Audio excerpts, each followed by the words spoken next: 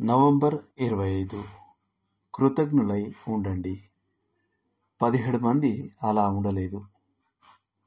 మా పాత ఇంటి నుండి నార్త్ వెస్టర్న్ యూనివర్సిటీ క్యాంపస్ కేవలం కొద్దిసేపట్లో చేరుకునేంత దూరమే.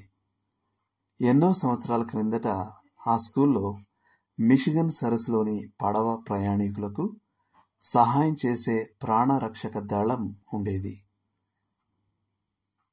8 సెప్టెంబర్ 1860 ద లేడీ ఎల్గిన్ అనే ఓ ప్యాసింజర్ పడవ ఇవాన్స్టన్ వద్ద బోల్తా పడింది.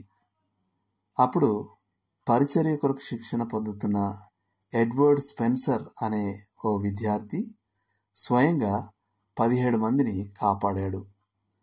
ఆనాటి అతని ప్రయాస తాలూకు ఒత్తిడి అతని ఆరోగ్యాన్ని శాశ్వతంగా పాడు చేసింది. దాంతో అతడు పరిచర్య కోసం శిక్షణ పొందలేకపోయాడు.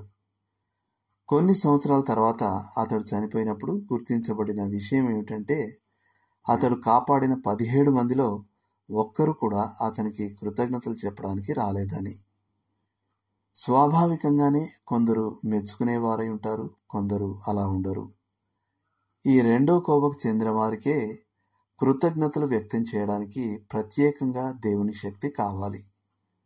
ప్రతి మంచి ఈవి దేవుని నుండే కలుగుతుందని మరియు వేదాంతులు చెప్పే విధంగా ఆయన సమస్తానికి మూలం, ఆధారం మరియు గమ్యం అని మనం గుర్తుంచుకోవాలి. మన నోట్లోని ఊపిరి దేవుని ఉచిత బహుమతి. కృతజ్ఞతా భావం స్వార్థానికి వ్యతిరేకమైనది.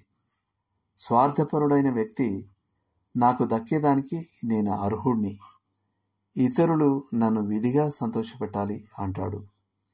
కానీ పరిణతి గల క్రైస్తవుడు జీవితం దేవుడిచ్చిన బహుమతిని మరియు జీవితంలోని ఆశీర్వాదాలు సమృద్ధి గల ఆయన హస్తం నుండి మాత్రమే వస్తాయని గ్రహిస్తాడు.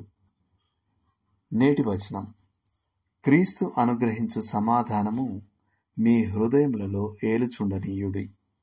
ఇందుకొరకే మీరొక్క శరీరముగా పిలువబడితిరి. మరియు కృతజ్ఞులై యుండుడి.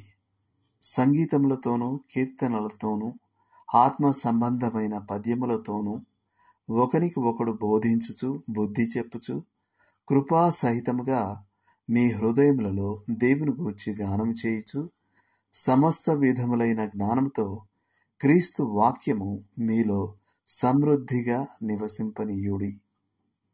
కొలసీ పత్రిక 3వ అధ్యాయం 15-16 వచనాలు.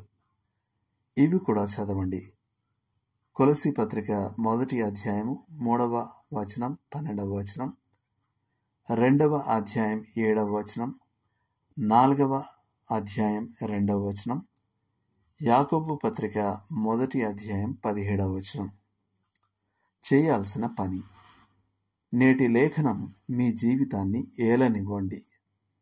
కృతజ్ఞతార్పణల దినం వరకు వేచి ఉండకండి. నిజమైన కృతజ్ఞత మనసు పెంపొందించుకోండి. మీకు సహాయం చేయమని దేవుణ్ణి అడగండి. దేవుడు మిమ్మల్ని దీవించునుగాక. ఆమేన్.